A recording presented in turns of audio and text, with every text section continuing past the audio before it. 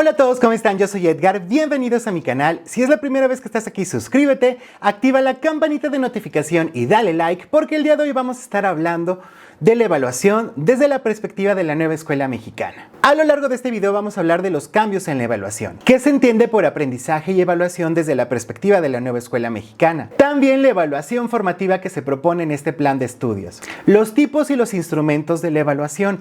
A lo largo de estos meses hemos escuchado mucho sobre las rúbricas, que es un instrumento que conocemos. Sin embargo, hay otra diversidad de instrumentos que nosotros podemos utilizar para el enfoque formativo que se da en la nueva escuela mexicana. Así que si este video te interesa, dale like, comparte y comenzamos.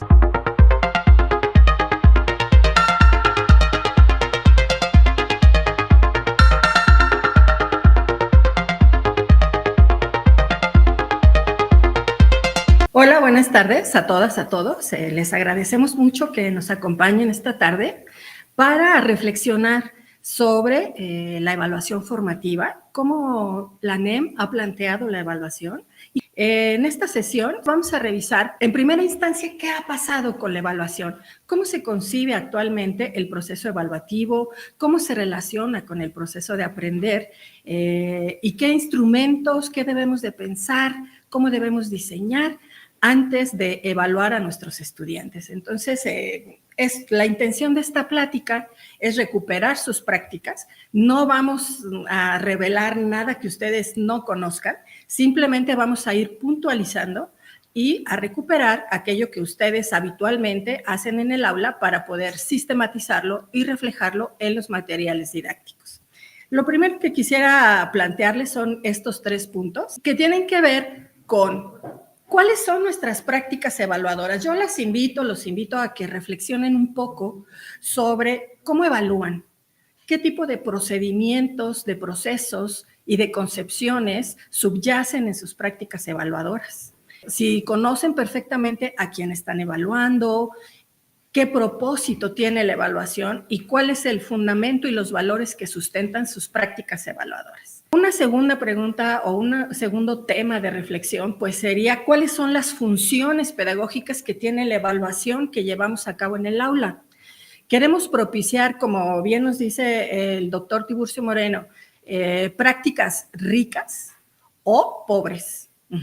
Las prácticas ricas se refieren sobre todo a comprender, mejorar, diagnosticar, motivar a nuestros estudiantes a seguir aprendiendo.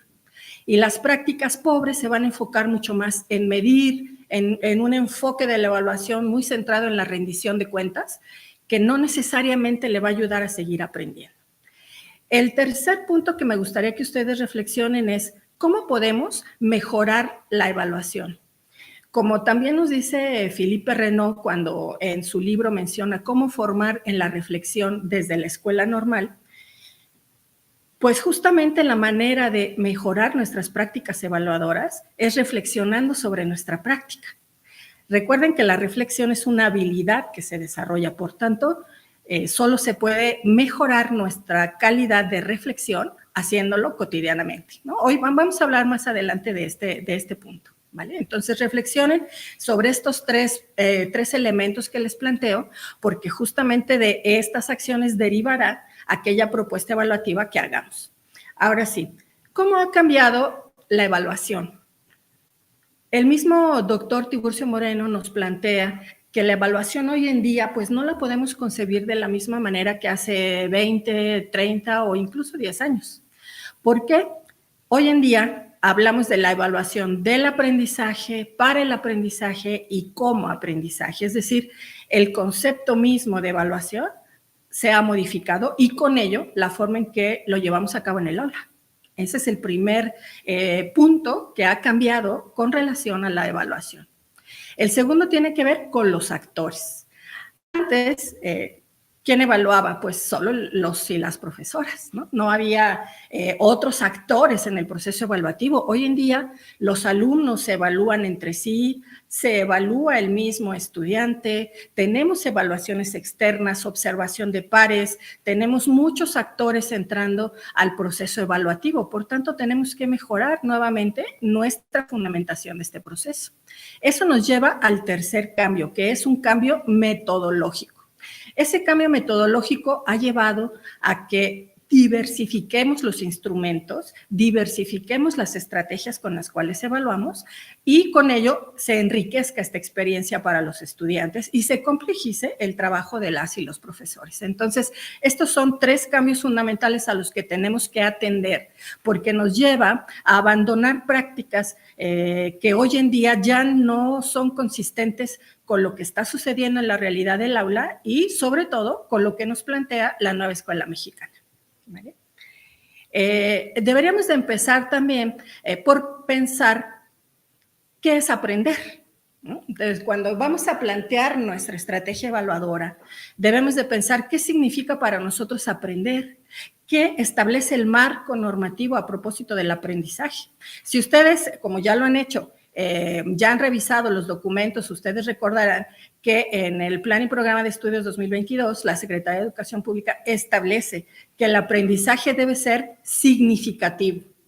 Esto quiere decir que esté vinculado al entorno de vida del estudiante, a las necesidades que se presentan en el aula y que los alumnos manifiestan directamente, debe estar vinculado a una serie de ejes a lo que aprende.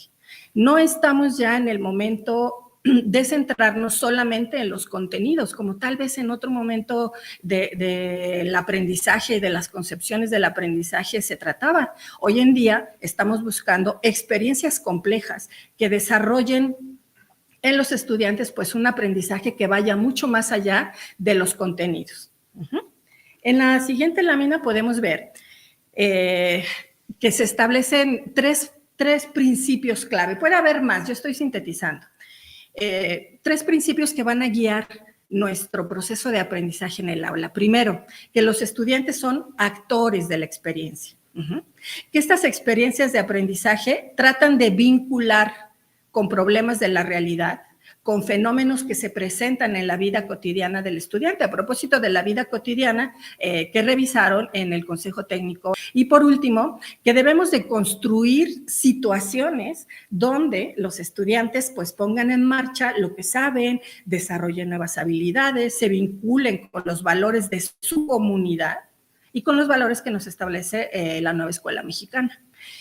Esto es importante todavía más para efectos del diseño de los proyectos.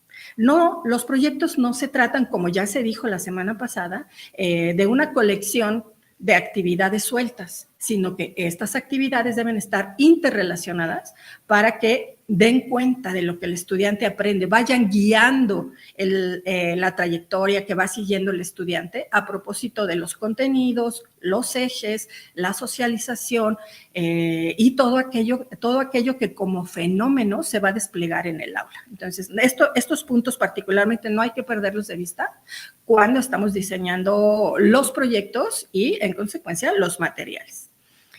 ¿Qué papel juega aquí la evaluación? Bueno, la evaluación está estrechamente vinculada con el aprendizaje porque forma parte del mismo proceso. Eso no tenemos tampoco que perderlo de vista. Cuando nosotros vamos a plantear la estrategia evaluativa, debemos hacerlo desde la planeación.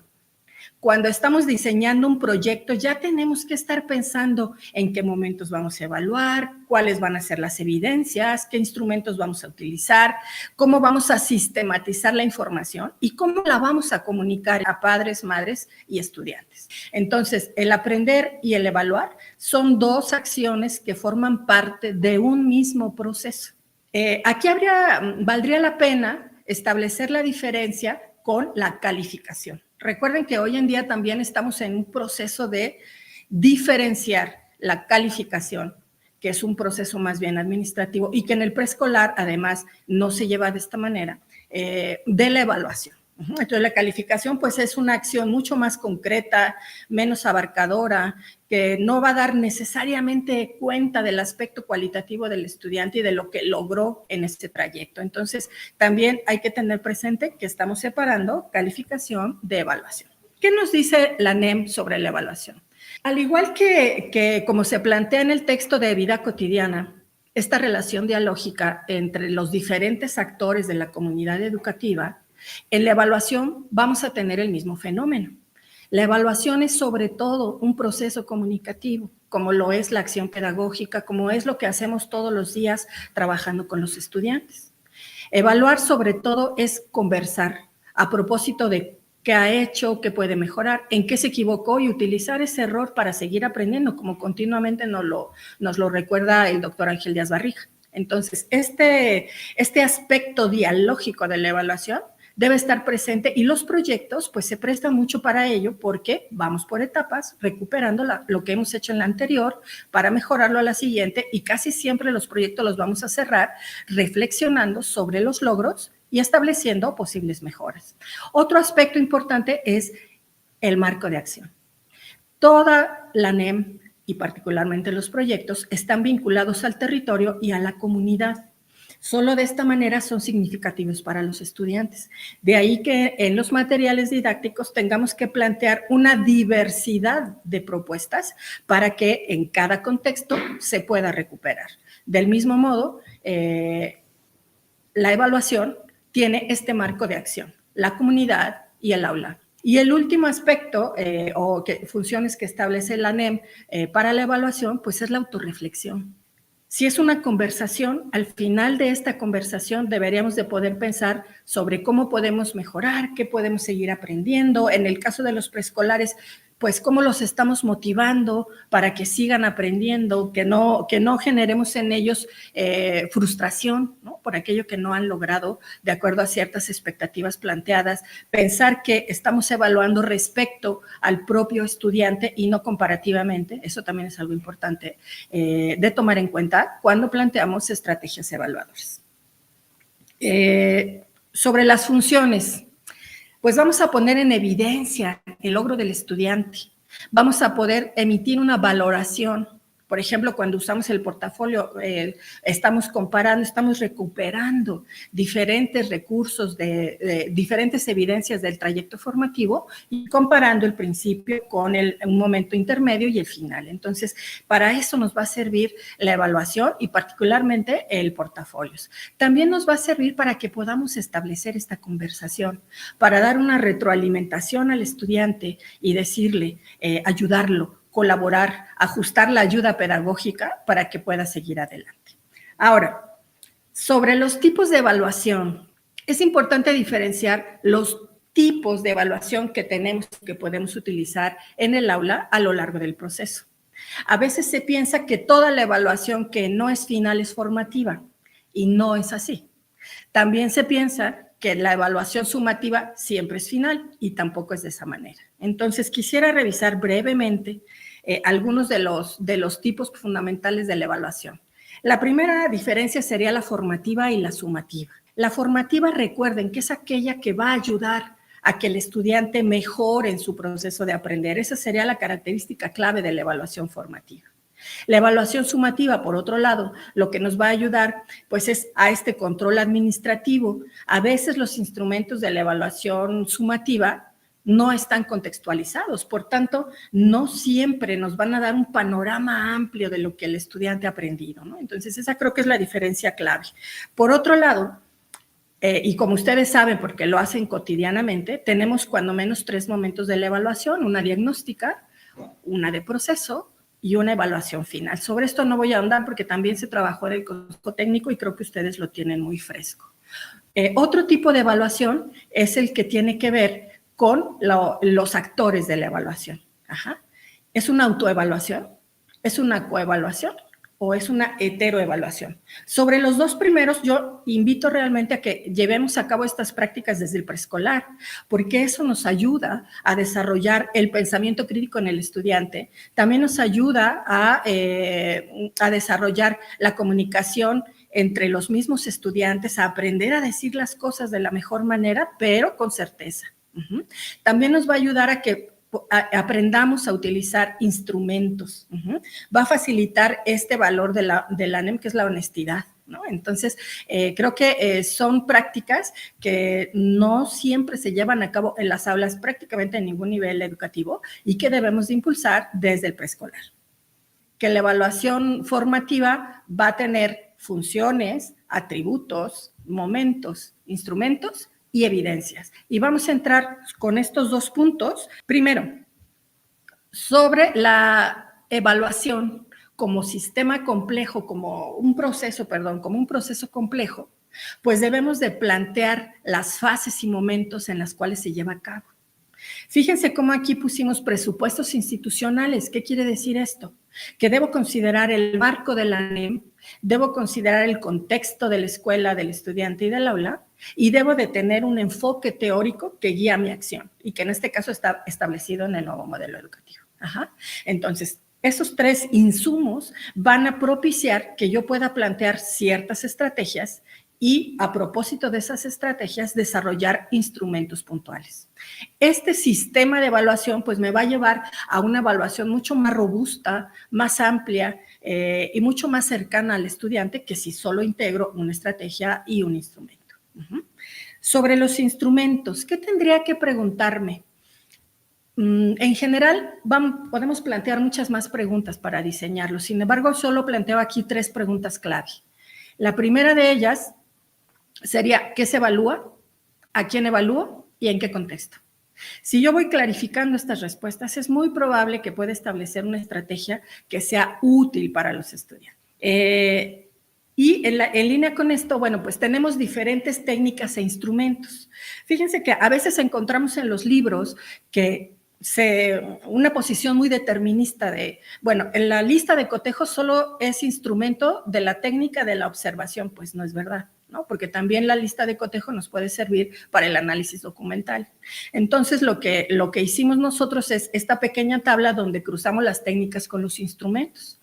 Yo creo que lo que importa cuando elegimos un instrumento y una técnica es que sea coherente con cómo trabajamos, que sea coherente con cómo son nuestros estudiantes y lo que nos marca la nueva escuela mexicana. Entonces, esta tabla la dejamos para que ustedes la analicen en profundidad y que sea un insumo para cuando ustedes planteen la evaluación de los proyectos educativos.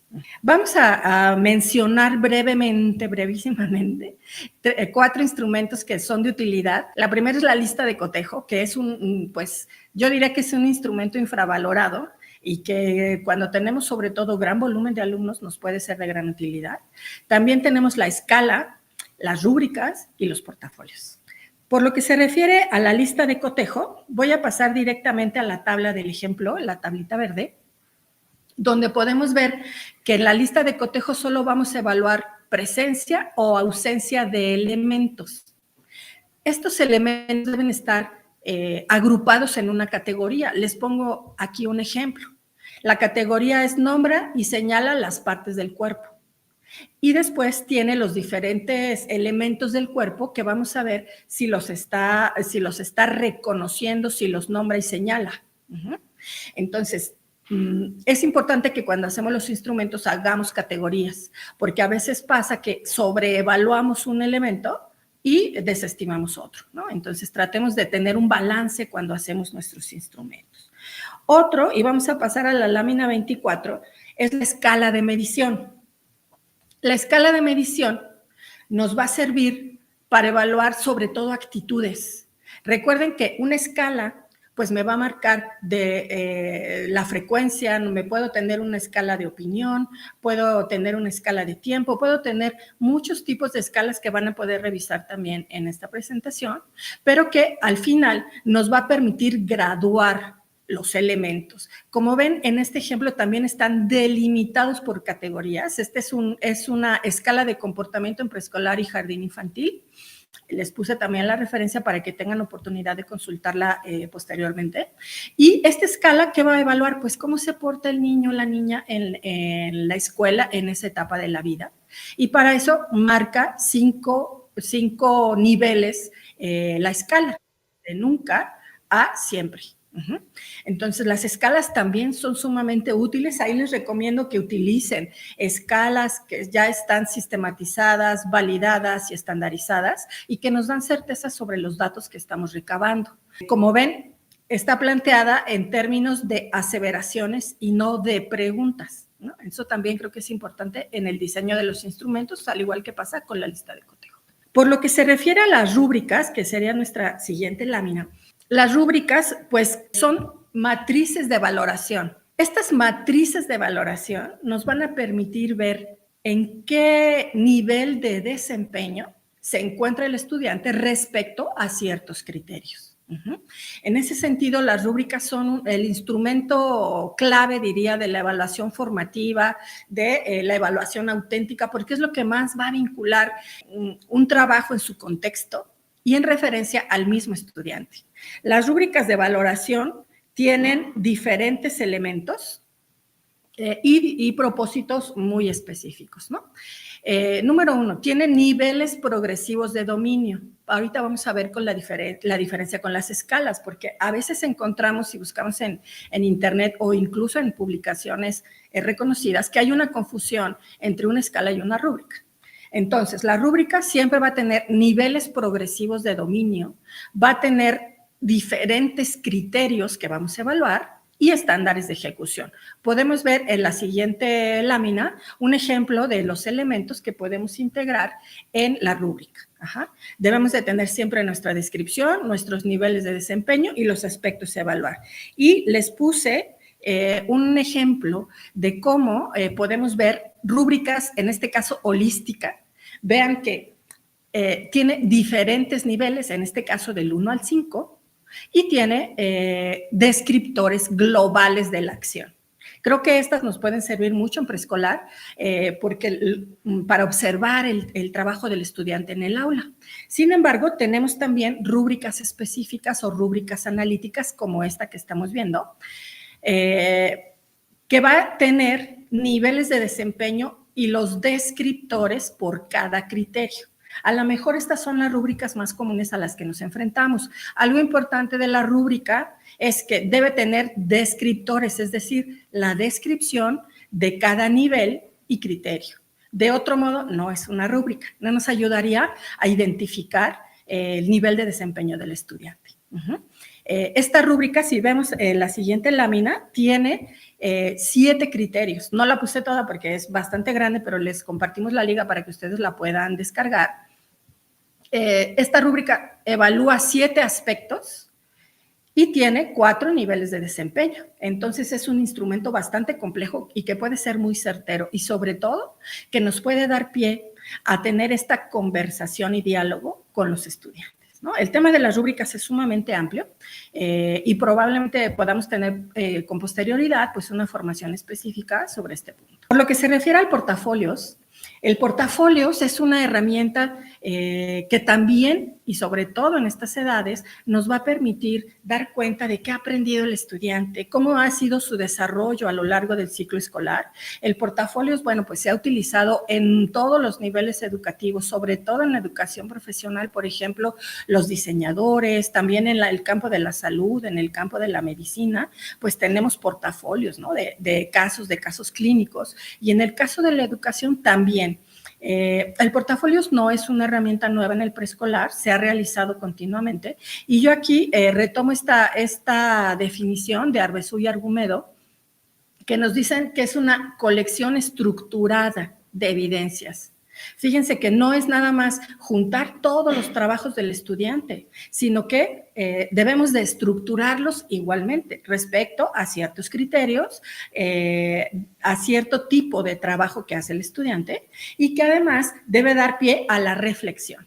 Cuando el profesor elige qué evidencias incluir, ahí está reflexionando sobre aquello que es importante y construyendo o contribuyendo a la configuración de su sistema de evaluación. ¿Qué puedo incluir en el portafolios? En el portafolios puedo tener, por ejemplo, un diario de trabajo, registros y anotaciones escritas, puedo tener entrevistas, anotaciones sistemáticas, un registro anecdótico, fotografías, evidencias y muestras. Aquí les pongo esto lo tomo de la tesis de la maestra Leticia Hernández Saavedra, quien en la tesis de posgrado abordó el tema del portafolio y nos propone un modelo que vemos en la siguiente lámina que se configura de esta manera. Primero debo tener un propósito, luego debo tener las estrategias, los proyectos, pensar a quién voy a informar con este portafolio, en el caso del preescolar, no solo a los estudiantes, sino a padres y madres, tal vez a la comunidad educativa, a mis pares en la escuela.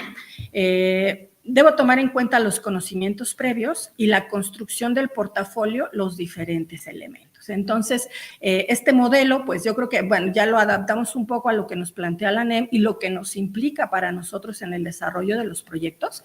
Sin embargo, pues es sumamente útil si queremos recuperar esta estrategia evaluadora. Por último, el tema de la retroalimentación. Como decíamos, la evaluación es un diálogo. Queremos que los profesores, las profesoras enriquezcan sus prácticas evaluadoras comunicándose con eficiencia, con eficacia, con cercanía, considerando los vínculos que se establecen en la educación preescolar con sus estudiantes. La evaluación debe poseer una retroalimentación que motive a seguir aprendiendo, que ayude al estudiante a reflexionar sobre lo que ha hecho bien, lo que ha hecho mal, y que le permita en esta edad seguir construyendo su identidad, su relación con los demás y el desarrollo en los 4 campos que nos marca la nueva escuela mexicana. Y con eso terminamos el video del día de hoy, maestra y maestro, espero que te sirva. Esta serie de videos tiene la finalidad de que nos vayamos apropiando de la nueva escuela mexicana para desarrollar nuestro trabajo diario, siempre en beneficio de nuestros estudiantes. Yo soy Edgar, sigue en mi Instagram, en mi Facebook, en mi TikTok, por todos lados como Edgar Valladares. Comparte el video y recuerda que aquí, tú y yo juntos aprendemos. Bye. ¿Ya sigues este canal? Ahora te invito a que busques y sigas a Edgar Valladares en todas sus redes sociales como Instagram, Facebook y Twitter. Vas a encontrar material exclusivo en cada una de ellas y si ya lo haces, ¡felicidades! Eres parte importante de esta comunidad. ¿Sabías que al hacerte miembro obtienes más beneficios? Uno de ellos es que tus dudas serán atendidas con un trato más personal. Solo dale clic al botón de unirse, escoge el nivel que más prefieras, selecciona tu forma de pago y listo, así de fácil. Recuerda, juntos por una mejor educación.